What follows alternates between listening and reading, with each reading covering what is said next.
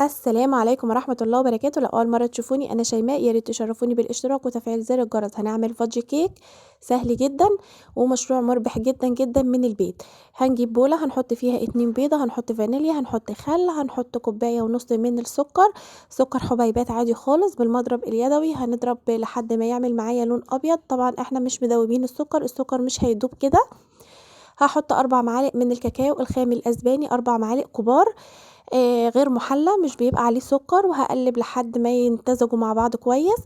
وبعدين هقوم جايبه دلوقتي حاطه ربع معلقه من الملح وربع معلقه من الكربوناتو، ونفس الكوبايه هعاير بيها كوبايه ميه وكوبايه الا ربع زيت، وهحطهم في اي حاجه، واحط عليهم معلقه من النسكافيه او القهوه سريعه الذوبان. هحطهم على النار يغلوا. ودلوقتي هنخل كوبايتين من الدقيق متعدد الاستخدامات، وهنخلهم واحط نص كيس من الكيك شيف. هقلب، هيبقى معايا الخليط بقى معايا تقيل وسميك جدا. وحسينا كده ان الخلطة بقت تقيلة ومرملة قوي.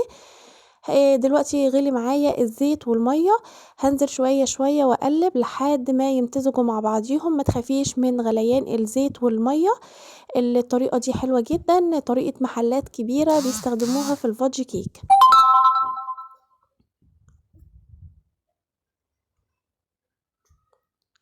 قلبت بقى معايا الخليط ده. بس هو طبعًا يعني المقدار ده بيبقى مضبوط معايا جدًا. أنا زوّدت له ربع كوباية من المَيّة، وحطيت معلقة زيت وغليتهم وكمّلت، لإن طبعًا كل دقيق بيختلف عن الدقيق التاني. أنا كنت باعمل الوصفة ديّة كانت بتبقى المقادير مضبوطة جدًا. فحضرتِك ما تحطيش الربع المَيّة غير لمّا تشوفي القوام معاكِ بالشكل ده. هو بيبقى القوام خفيف شوية، ما تخافيش منه، ما تقلقيش، لإن طبعًا إحنا غاليين المَيّة والزيت، فأكيد كل حاجة سايلة بسبب غليان المَيّة والزيت.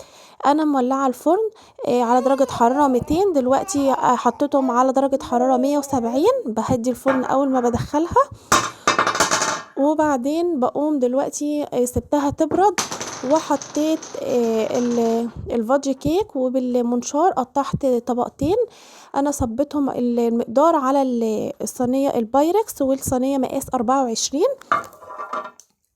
شايفين المسام من جوه؟ اللهم بارك، تحفة جدا. للأسف هنا المقطع اتحذف معايا، اللي أنا كنت حاشية هنا الفادج الكيك من جوه الجناش اللي أنا نزلته معاكم امبارح.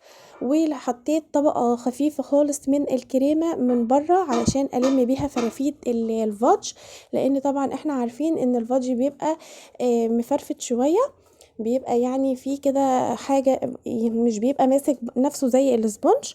وحطيت روزيتات من الجناش اللي احنا عملناه، حلو جدا، جربوه هيعجبكم.